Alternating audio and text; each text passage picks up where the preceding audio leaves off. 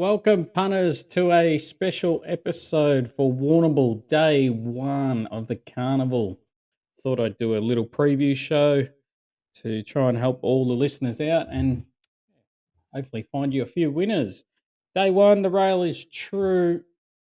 Should be able to win from the front to midfield. Track is currently a soft 7 with a tiny little range still to come, but don't know how much improvement there will be in the track, so maybe soft 6 to 7. But Warrnambool does throw some mystery weather guides, so just watch and act on that, punters. Little note here, I see Huey Bowman's heading down to ride there. Will be interesting to see how he goes on the track, as he's never ridden it before. Will be interesting to see how the markets see him late. It's a big watch. I reckon they might take a set against him until he wins one. That's just my thoughts. Also, watch the market on their local trainers, as they could tell you the story on how the race will pan out. All right, let's get stuck into it, listeners. Race 1 is the Maiden Hurdle, 3,200 metres. I thought of the jumps trials, number 4, Lord Pierrot, and number 6, Portland Jimmy, were the best, and the market reflects that. I had Portland Jimmy on top just due to the jockey v jockey with Lord Pierrot and Portland Jimmy. Both should sit on pace, but A. Kuru on Portland Jimmy, probably a better jumps jockey than claiming 3 on Lord Pierrot in M. Dunseith. Probably butchered that name. I apologise, but yeah, happy to be with A. Kuru. The one horse I'll be adding in my exotics is number 11, Flying Pierrot. Form doesn't read well, but watching its last 400 metres at Pakenham, thought the jockey was really easy on him, and the horse was never really asked to do much. At 15s now, you probably get 30s on race day, so you might be a small each way play, but it's a no-bet race, but I have number 6, Portland Jimmy, on top from number 11, Flying Pierrot. Race 2 is the 3,200 metre maiden hurdle again. I thought number 1, Beefeater's jumps trial, was really good and was a lot better than number 2, Count the Zero, who was favourite. Count the Zero has the form on the board and won the Jericho over 4,600 metres in 2020, but he hasn't reached that form since. Maybe jumping over the sticks, he will improve him, but I have number 1, Beefeater, on top and really like its jumps trial as he jumped him nice and cleanly, but no bet race. Race 3 is the third of the maiden hurdles over 3,200 metres. Of the horses that have had jumps trials, I thought these 4 were really good and hard to split them. Number 1, Bow Thruster. Number 4, Kalani.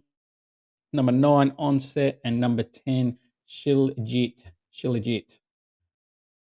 Kalani is currently a $1.90 favourite. I can't find it. I find it very hard to dive into. I don't know if it's runs out a strong 3,200 or even 3,200 metres going off its last run. It was really weak late.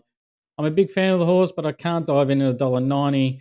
I can't really recommend anything as it's a real even race if Kalani doesn't run out. It's 3,200 metres, so it might be a multiple exotics race if you like exotics.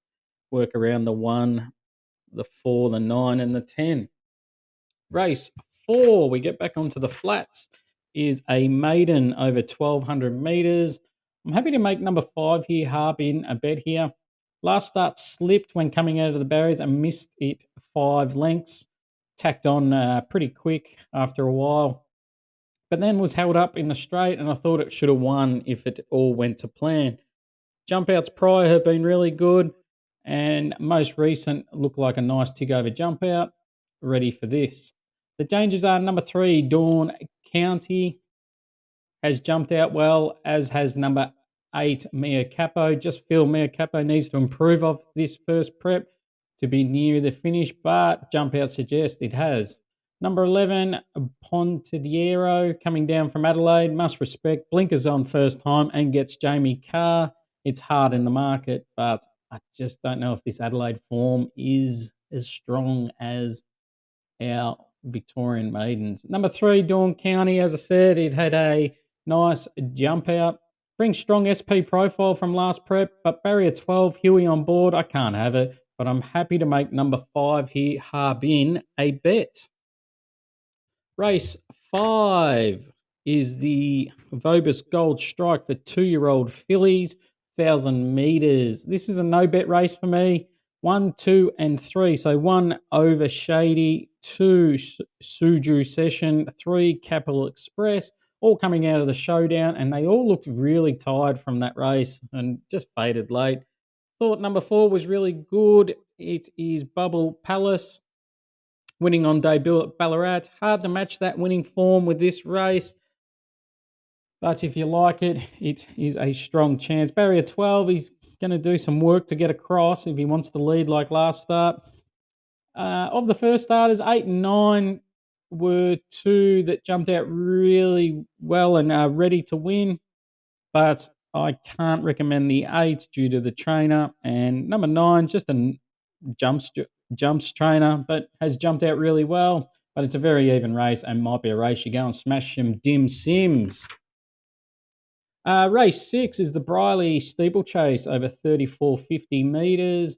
What a race this is, and the race will all depend on the track conditions. If it is a soft 5, I think Britannicus is a bet. Its jumps trial was was outstanding, but needs a soft 5 and no worse. If it stays a soft 6 or worse, then number 4 Valac is a bet. Nice win at Pakenham. Don't worry about its margin. It's complete jockey error. Watch the last 100 metres. Give you a heart scare. Looks the new kid on the block over the jumps and jumps them perfectly. Number 1, bit of a lad. If he brings his best, he can win, but giving his weight to the others, and don't know if he's really trying now and he's at his best, but I'll be cheering him hard because he is a bloody good jumper back in the day.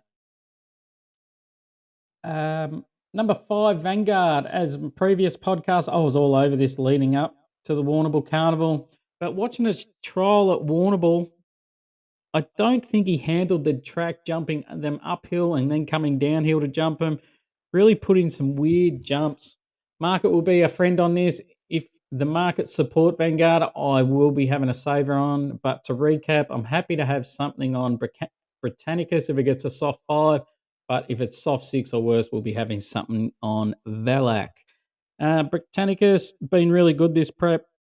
Can't knock it. It's just, it doesn't want to see anything worse than a soft 6. Race 7 is the Vobis Gold Benchmark 70 over 2350 metres. Going to make number 4 here, Irish Butterfly, a bet here. Really like its form lines this prep. 2350 metres. Might be a slight concern, but I feel he will get the distance. Last start, Mount Gambier Cup, just got too far back due to the bad barrier, and he kept coming.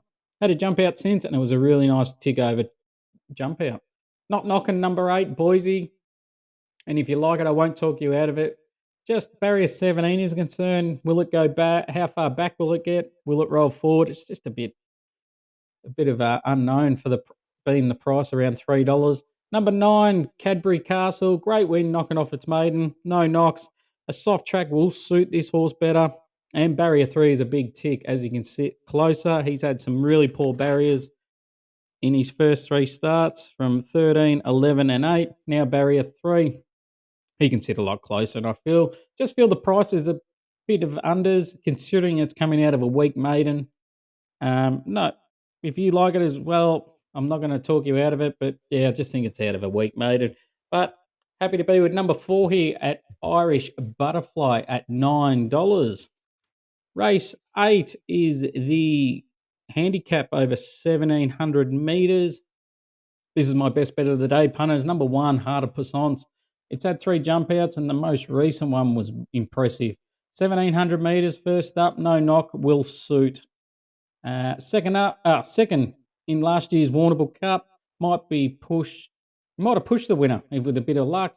This isn't its grand final, probably Brisbane is, but the horse has some talent and will get it across the line. Barrier 4, it can sit right up on speed to be stalking the leaders or one pair back.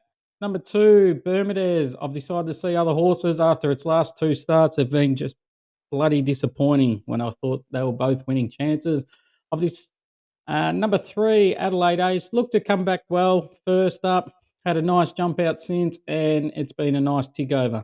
But second up is something I don't like. Might put in a flat one. But I'm really happy to be with harder percents here around the $3.20 mark. Race 9 is the benchmark 70 over 1200 meters. I've landed on number 7 here, stripped back, happy to make it a bet.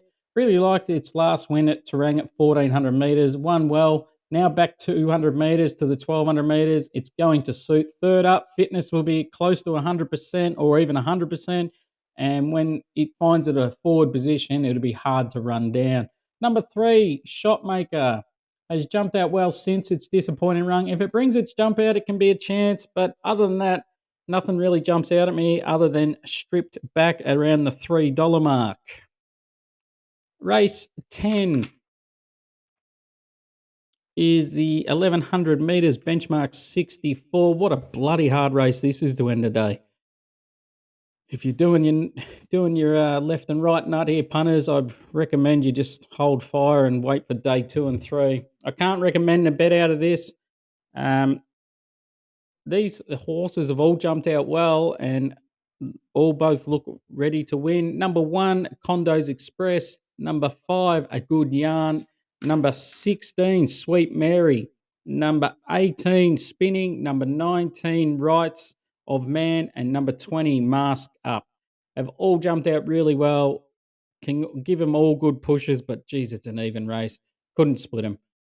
I couldn't find a jump out for number 12 here, Little Miss Gutser. I wish I did because I feel it was a bet, but hard to make it a bet off no jump out vision. Really liked how it ended its prep, beat American Angel and second to Nikolai Vito, who both gone on to win races in the city since December, but hard to recommend with no jump outs. Maybe watching the market is our best guide, but just take field in the last of the quad if you're still alive, and it's a bloody hard way to end. To recap, punters, I want to have some. These are the 4 bets I want to have. Race 4, it's Harbin around the $6 mark. Race 7, Irish Butterfly around the $9 to $10. Race 8, Harder Passants around the $3 mark. Race 9, Strip Back at around the $3 mark. The last race, if there's market support for Little Miss Gutser in the last, I reckon you can have a bet on that too. But if it's blowing like a gale, don't worry about it.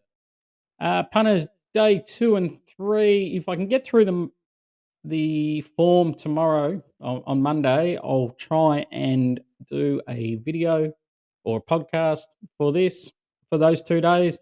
But if I don't, I'll put my thoughts up on Twitter at Whispers Racing. So follow that if you want my recommended bets for days 2 and 3. Thank you for listening, punters. I hope I've helped you here. I hope you fill your pockets up for day 1 and set your day up for day 2 and 3. Good luck to you all. Go your hardest and bring on the bull, punters.